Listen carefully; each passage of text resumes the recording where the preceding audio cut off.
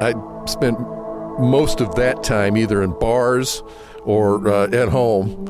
And, I've got a way of living that is completely different from before, where it was mostly, trying to escape something and escape this feeling. I had knots in my stomach and squirrels in my head, for as long as I can remember. And a drink medicated that. And so this will be a new experience. And so we'll see. We'll see. I'm looking forward to finding out about that. Welcome to episode 15 of the Paddle and Portage podcast. Today's episode tackles once again another additional complex dynamic of many people's Boundary Waters trip. Libations in the wilderness, intoxication, using substances to alter your perception of the current surroundings, and in this specific case and episode, in the Boundary Waters. The topic is one that's very specific to the individual or the group and their trip and their planning. So in today's episode, we hear from specific individuals on a specific trip to understand their unique experience with the wilderness and this dynamic. Hi, I'm Chris E. from San Antonio, Texas. Well, we're on our way to the Boundary Waters Canoe Wilderness area, and we're planning on doing 5 days, 4 nights. We're going up the Gunflint Trail and up to Big Sag and around probably about a 40-mile loop. And it's myself and some friends, and we are all in 12-step recovery of one form or fashion. This is a physically demanding trip. Canoeing, particularly for guys that live in the suburbs, is not an easy deal. So a combination of just the spiritual aspect of being in the wilderness, the physical aspect of propelling ourselves 40, 50 miles, and the just getting away from it all, the contemplative, spiritual aspect of it in terms of being in silence, being in solitude, and being with the God of the wilderness. Chris agreed for this episode to record part of the group's journey into the Boundary Waters, which took place this past summer. They entered at the end of the Gunflint Trail on Saginaw Lake. It was a 5-day, fairly significant paddle through the border lakes, Otter Track, down through Knife, and the plan was to come back out at Seagull. And we're really grateful that Chris agreed to talk with some of the other paddlers along the way to hear about the experience. So what's your name? David T. Where are you from? San Antonio. All right. And what are you anticipating? I'm anticipating a easy day mentally, but a hard day upper body. I'm a cyclist and a runner, and I don't know if I've got arms and shoulders for all day paddling, but I'm going to be excited to finish. It's interesting to me that you said, just talking about today, because we do live one day at a time, don't we? Yes, exactly. Yeah, and so, but I was expecting an answer about the entire 5-day trip, but you gave me an answer about today. Today is all I got. Beautiful. Hey, Dan. Hey, Claire. Can you believe it's already mid-October? I know. This season has gone by so fast. It's been another great paddling season in the Boundary Waters, and we are just brimming with gratitude for our crew here at Sawbill Canoe Outfitters and all the fantastic customers that paid us a visit. We've got a couple of weeks left until we close on October 20th. In the meantime, we are still offering all of our outfitting services while we do our fall chores. Our used canoe sale has also begun. That's right. Every fall, we sell our 3-year-old Kevlar canoes. We have a variety of solo, 2-person, and 3-person models available. We start taking canoe reservations on January 1st, and overnight paddle permits become available on January 29th. Feel free to call or email if you have any questions about the upcoming season.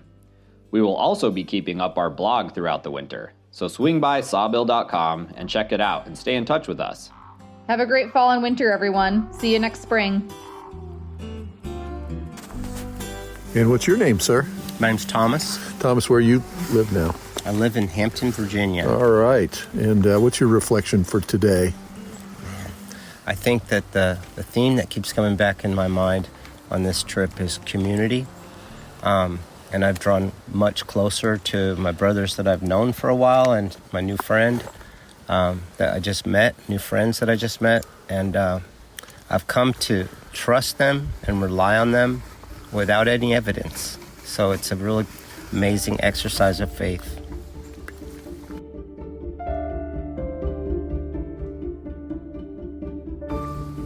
Yeah, I'm Carl. And where are you from, Carl? Philadelphia. And how long have you been clean and sober? 37 years. All right. Well, here we are out in the Boundary Waters, and you've never been here before, have you? I have not. But you've done some outdoors activity, have you not?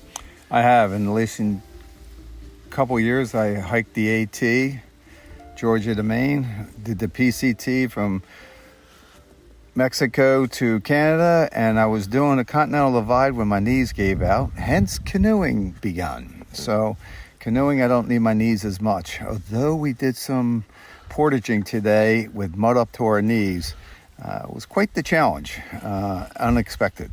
All right, any parallels to recovery that you've seen out here, or what do you have to say about that? It's to be honest with you, it's the beauty of it. It's just like, there's not much difference between being out here in the wild and being in the rooms, especially when you're with other recovering people. We can speak of anything. It's like whether we're talking about kid issues or bragging about our kids or anything comes to mind. We can say it and say it freely. And when you're out here in the wild, it's like just one big constant recovery room. It's just like, it's a beautiful thing. We watch the water dancing out there with the sunlight constantly blinking at us. Hey, you guys are doing great. It's like, this is awesome. We paddle, we continue, we keep on flowing along, we find another spots. Early yesterday, we were in the weather, and it's just, oh my God, the white caps, everything else coming over the boat side. And yet none of us were nervous, scared. We were trusting in God and true to our natures. And we are just that, recovering people. We've been through so many hard times that this was just fun to us. It was just like, ooh, this is kind of cool. This is different. This is a nice challenge.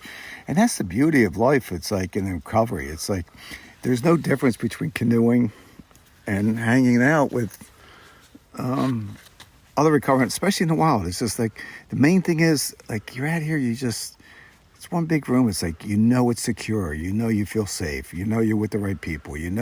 Everything about it. And it's like, and there's, nothing's coming back. Whatever hits, it's kind of like a headstone. Like, I can tell somebody here that's in recovery anything I want, regardless of what it is, and I know it dies right there, which is nice because it gives you that sense of security. When you do it out here with God, the light, the river, the breezes, and it all comes together, that's what we live for. It's just like, this is unbelievable. And I really don't think there's much difference than what I'm doing every day out here and then I do when I go into the rooms. I get the same experience, the same beauty. But this does put a lot more icing on the cake. Good. Thank you. This episode of the Paddle and Portage podcast is supported in part by Sawtooth Outfitters. They are located right off Highway 61 in Tofty as you're headed up the North Shore to the Boundary Waters. And with this incredible weather we've been having in October, they also have things like bikes and access to some equipment that might keep you closer to Lake Superior. It has been so warm all the way into this early part in October, mid-October. So Sawtooth Outfitters, right off Highway 61. They have a ton of expertise on things like the Boundary Waters, paddling Lake Superior, cycling. Sarah, Jeff, the whole crew there are so knowledgeable and friendly when you walk in. Mention that you heard about Sawtooth on the podcast. Also, speaking of, it might be warm and we've had this great stretch of weather, but in the mornings it's been cold up the Gunflint Trail, for example. And that's where Loons Nest Coffee, right off the Gunflint Mid-Trail area, help you warm up, start the day out. They're open early, which is a huge plus for people that are going up looking for moose or whatever it is you're doing at the fall time of year up the Gunflint. A variety of reasons. People looking for wildlife, maybe some fall fishing, that last paddle of the season before things start to freeze up. So Loons Nest Coffee, Bob and the crew at Loons Nest do a great job. There's pastries there. You can get your breakfast early, get started. The coffee's top notch, and Just so friendly when you walk in. Loons Nest Coffee. Also mention that you heard about them on the podcast. And a quick note from our friend Angelina about another of today's sponsors. This episode is brought to you by REDBUDSUDS. 4-in-1 shower bars are on a mission to kick single-use plastic and simplify your routine, both at home and in the backcountry. 4-in-1 is shampoo, conditioner, body, and shave. Made by Adventures in Michigan. Check out redbudsuds.com. Yeah, this is Chris, and my reflection for the day is we're right off of Big Sag at the campsite, looking at the fire, and had a tough day battling the wind and the rain and the waves. But even in the midst of all that, it's just really good to know that there are places like this where, just like I don't have to stay in my own head all the time, even when I'm back home, I don't have to stay there, because I can feel good that there are still places like this, the Boundary Waters. As we're hearing from Chris and the group, this trip is built around the concept of sobriety and sobriety in the wilderness, most specifically. And as it goes with a lot of options and considerations to make on a trip to a wilderness area, the Boundary Waters, there's probably some benefit for many people who visit to bring some alcohol into the wilderness. It's a common thing that occurs. I would say probably the majority of groups have some form of alcohol as they travel through the wilderness, and the most common approach is to sip some whiskey or wine around the campfire at the end of the day. That's a benefit, a pro, if you will, plus for many people who visit the wilderness. Because, as we said at the beginning, this is a personal decision. Everybody kind of weighs their pros and cons and their goals for the trip. I mean, when I was in my 20s, one of the first times I heard about the Boundary Waters was through a friend who was explaining that he would go with a group of long-term friends, and they would bring a bunch of mushrooms, and that was a big part of their experience, to take those mushrooms and swim in the moonlight. And it was obviously a very key feature of what the experience they were cultivating for themselves. It was a part of their wilderness experience. I personally haven't had that experience out there, but it was meaningful to them, part of their plan. Alcohol is part of that plan for groups beyond just the sipping whiskey around the fire approach. I've actually come across a group on a portage. They were headed to Horseshoe Lake off Poplar in the Mid-Gunflint Trail area, and they had a pony keg, and they were 2 people on either side of it carrying the keg down the portage, because for that group, that was the benefit that was worth lugging the weight in there, because they wanted to vibe on that scene at their campsite. It was their choice, their approach. Did you think about that maybe that violated the no cans and bottles portion of the permitting process? Well, they said specifically that's why they brought it, because it isn't a can or a bottle. Oh, yeah, that's right. So it's a keg, not a can. Yeah, they had a keg. I mean, you don't see that every day. The question then becomes, for some, what is the significance of intentionally and thoughtfully leaving that out of a trip? And what are the benefits for these folks on cultivating that type of experience together?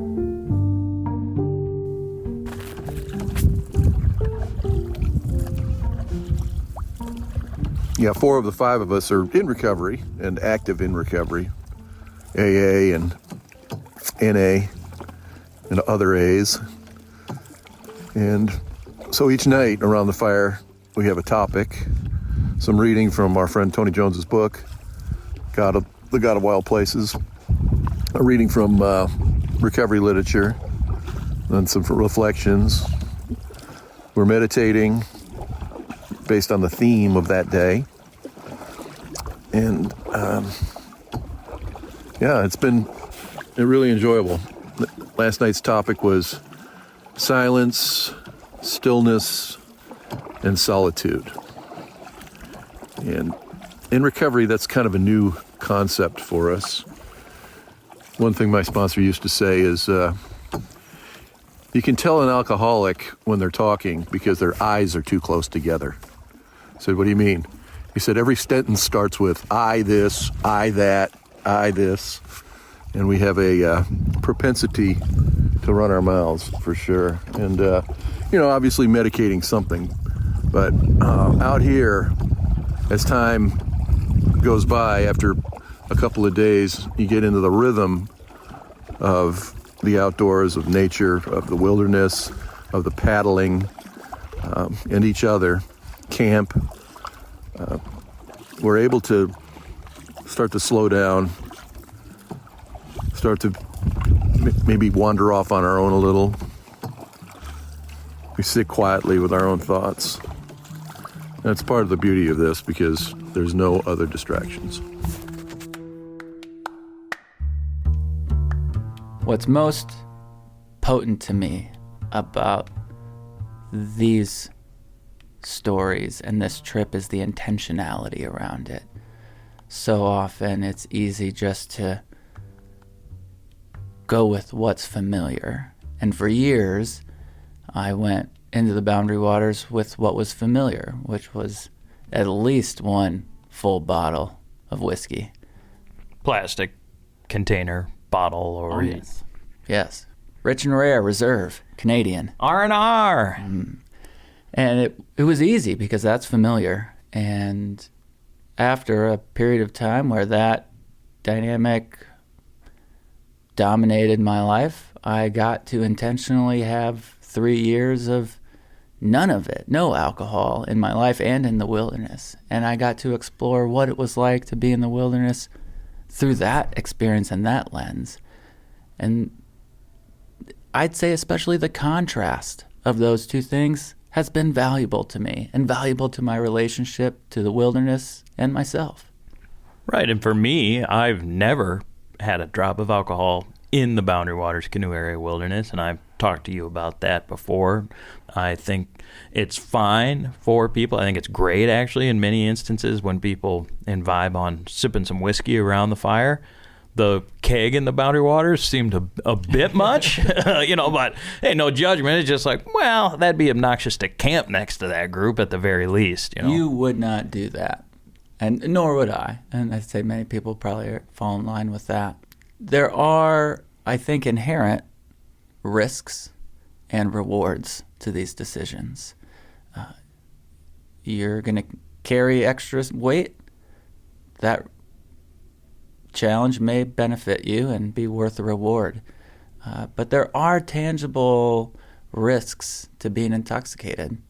As Mark Zimmer, the barefoot paddler, has talked about with us, he chooses not to be intoxicated in the wilderness with alcohol because he wants to be ready in case a storm rolls in or in case he comes across an incident or an accident where he can be helpful. He values the clarity at all times of being able to respond. And again, that's a very personal decision. Right, that through the eyes of Mark Zimmer, the barefoot paddler, alcohol intoxication isn't the right fit for a place like the Boundary Waters. That's not a lecture or something he goes around, preaching about or telling people how to do it. But through his very experienced travel and through his eyes, that's something that he's gained an insight, if you will, over his many years of paddling in the Boundary Waters. And for this group, including some who are on their first visit to the wilderness, that was the centerpiece of the whole trip. All right. What's your name, sir? My name's Thomas. All right, Thomas. How long you been clean and sober? 2.5 years. All right. So tell us a little bit about your life before recovery. Well, before recovery, I think the best analogy is that I was like an animal. My instincts were completely self-preservation. And by self-preservation, I mean getting the next high, the next drunk. Just chasing constantly chasing, constantly broken, and short of what I wanted in my life. And then when I got it, I wasn't happy with it. So, like, pitiful and incomprehensible demoralization was a pretty good theme title for my life before. Then what happened?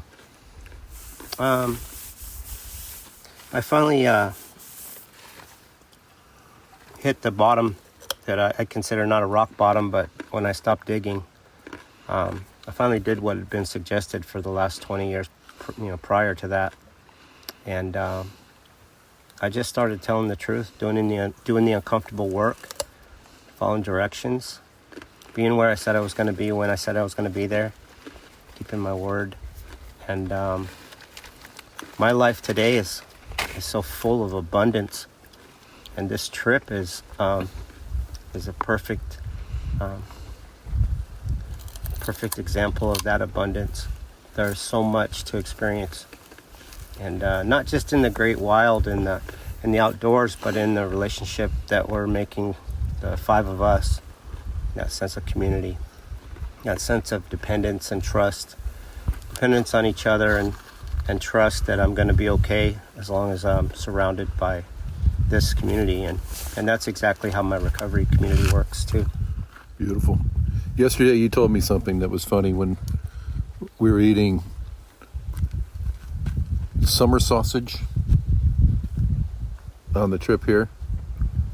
About my fondness for it, when I was on the trail in San Rafael Mountains.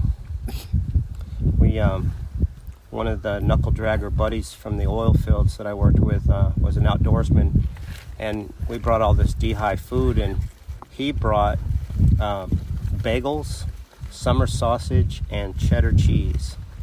And there's something about the appetite you develop when you're doing hard things and exerting yourself and pushing that extra mile. A little meal like that becomes a sacred, beautiful thing. And so I'm still fond of that now because of that. Beautiful. Thanks, Thomas.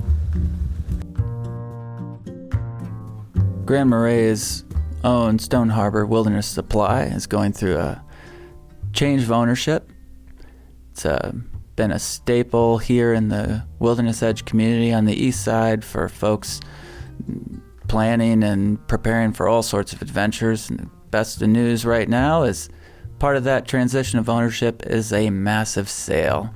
We're looking at everything from 20 to 40% off across the entire store. And it's only going to keep getting better.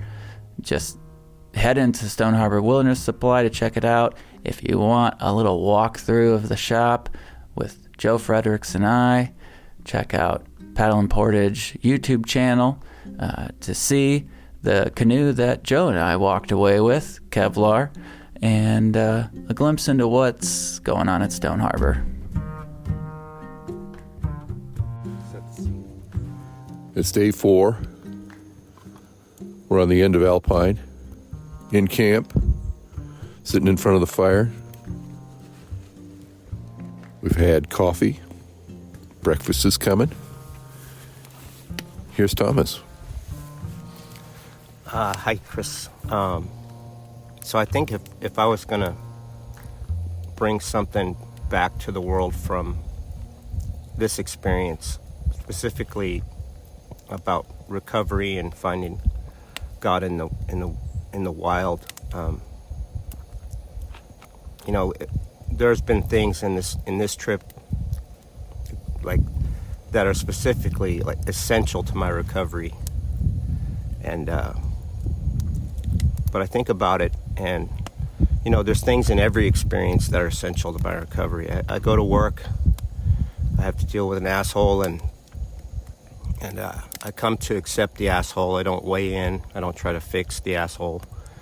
And then I find Thomas. I find myself in that behavior, and I accept the asshole, and then a relationship is improved or saved, and so the same things I've discovered out here, but just in a with a big exclamation point.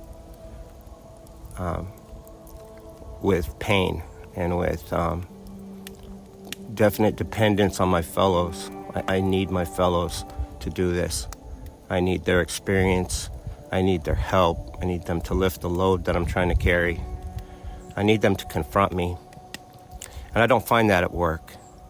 I find that in the wilderness because of the circumstances of surviving out here. And so yeah, every experience, every encounter is a recovery lesson, but the wilderness is a place to really shed all the lies that I tell myself. So that's all I got. That's real good. Real good. One of the best parts about being in the wilderness is that it shows us a lot about ourselves and also a lot about life outside of that place. It makes sense to me from my experience that working hard and living a stressful but productive life sometimes means that relaxing is a challenge, and alcohol is a pretty common way to relieve a lot of that stress and anxiety. And if you spend 358 days out of the year using alcohol to help relieve your stress, it's going to be hard to go into your trip without it. It could even make the trip, in some sense, worse or problematic, even if it's the fishing's great, the campsite's incredible, and the weather's fabulous. It's just going to be potentially hard on your body and your mind to settle into all that if you don't have that familiar unwinding component. Absolutely, and I think I speak for both of us, Joe, when I say that you and I truly believe that we are all doing our best. And for these guys on this trip, this is a version of them doing their best. And for many other folks, it looks all sorts of ways. There's no judgment.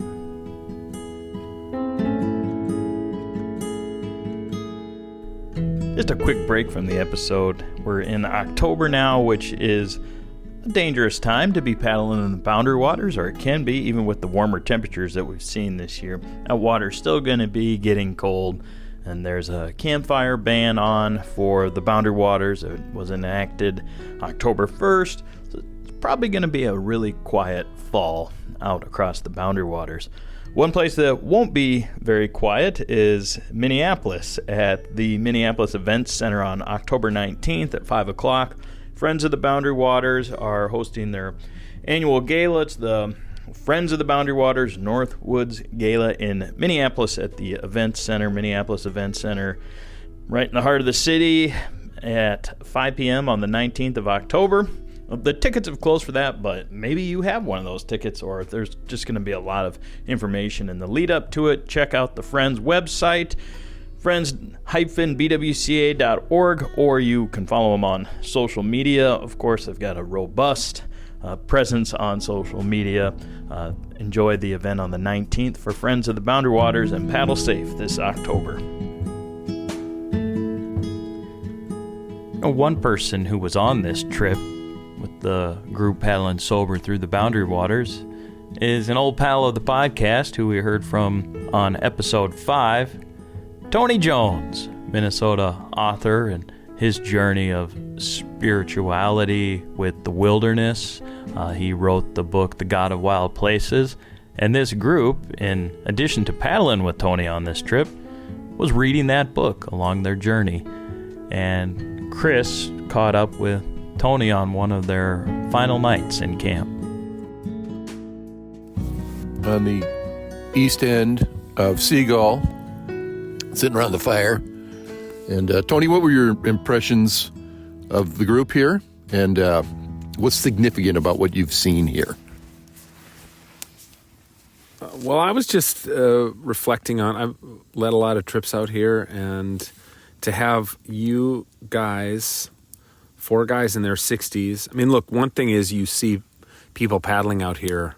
We've seen a few older folks, even older than us, which is impressive. But when you get people out here paddle 40 miles, you do 10 portages. I don't think maybe everybody realizes when they first come out on a trip like this, the physical discomfort that you're going to be wet and cold. Your feet will never get dry, all day, and what it's like to have a canoe digging into your shoulders and stuff like that. So I just think it's impressive that as we age, that we still, I think it's important that we continue to physically and mentally challenge ourselves. And you can't, there's a reason this place is pristine like this, right? Because it's hard to get to. As Sigurd Olsen said, it's hard to get to and hard to travel through. And that, so that's, I think, I hope it leaves a legacy in the lives of the four of you, that you feel some pride of accomplishment for being able to do it. Some guys, their knees, it's a little harder to get their knees up over the gunnel and climb in the boat. Every time getting in and out of the canoe is a bit of an adventure for those of us who are still sitting in it while you're getting out. And but yeah, I think it's impressive that nobody's complained. Everybody's pushed through the physical challenges, which I think is an important part to staying alive as we age. It's really important. Yeah, for me, it's really remarkable. I'm 63 and a half years old, and if I was still drinking, I'd probably be dead, first of all. But I've been sober 25 years. But even back then, in my late 30s, early 40s, I hadn't done anything outdoors in years.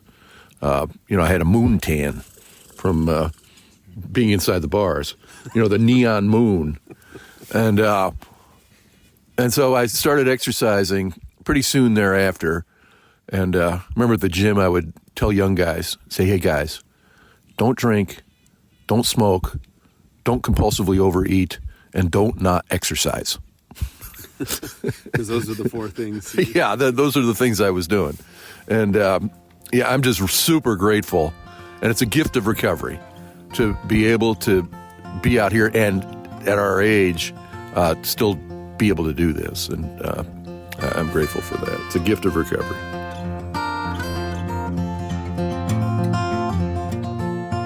Hopefully it's clear that this Boundary Waters trip wasn't some sort of detox experience or wilderness therapy immersion.